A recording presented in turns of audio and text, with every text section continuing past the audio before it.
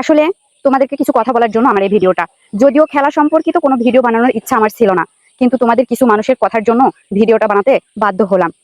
গতকালকে ব্রাজিল এবং জাপানের খেলাটা গিয়েছে।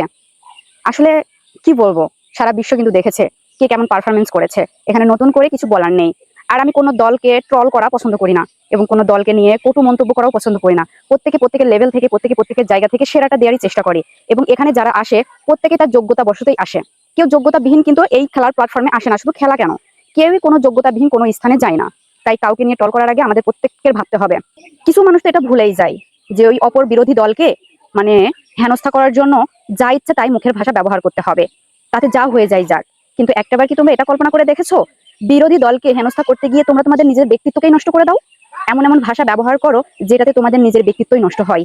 এটাতে অপর মানুষ বুঝতে পারে তুমি কোন ক্যাটাগরির মানুষ। তাই আমি বলি কি, আসলে খেলাকে খেলার জায়গাতে রাখো, সবাই বিনোদন উপভোগ করো। এটার বিনিময়ে কেউ কাউকে উপহাস করো না, ট্রল করো না। হ্যাঁ, তোমরা আমাদেরকে নিয়ে প্রচুর ট্রল করো, আমি কিছু বলি না, কোনো মন্তব্যও করি না, কারণ আমি কাউকে নিয়ে ট্রল করতে চাই না, কোনো মন্তব্য করতে চাই না।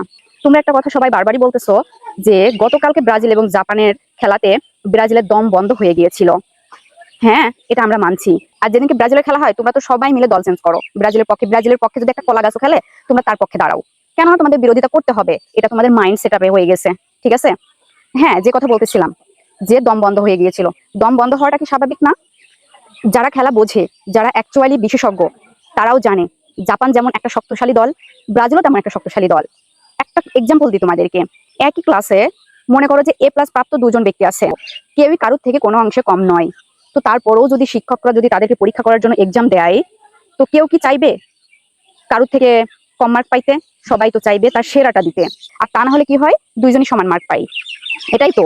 সো একই পজিশনে যখন দুই মেধাবী স্টুডেন্ট থাকে, তো তাদের ভিতরে তো লড়াই চূড়ান্ত লেভেলেরই হবে।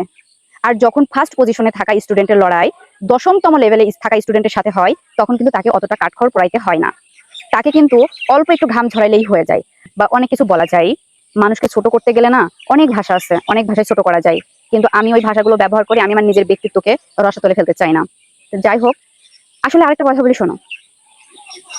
যেমন ফার্স্ট পজিশনের স্টুডেন্ট আর ফার্স্ট পজিশনের স্টুডেন্ট মানে কম্পিটিশন যেমন এক লেভেলের হবে না, লড়াইটা হাড্ডাহাড্ডি হবে, তেমনি ফার্স্ট পজিশনে থাকা এবং দশম পজিশনে থাকা ব্যক্তির লড়াইও যেমন এক হবে না, তেমনি ব্রাজিল আর জাপান দল কিন্তু তোমরা ছোটখাটো মনে করো না।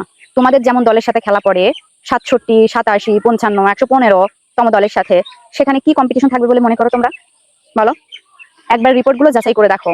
তো তোমাদের ব্যাপারটা অটোপাসের মতো হয়ে গেল না? একজন অটোপাস A+ প্রার্থী এসে ওই অটোপাসই 10তম প্রার্থীর সাথে যখন প্রতিযোগিতা করে সেখানেই ঘাম ঝরে যায়।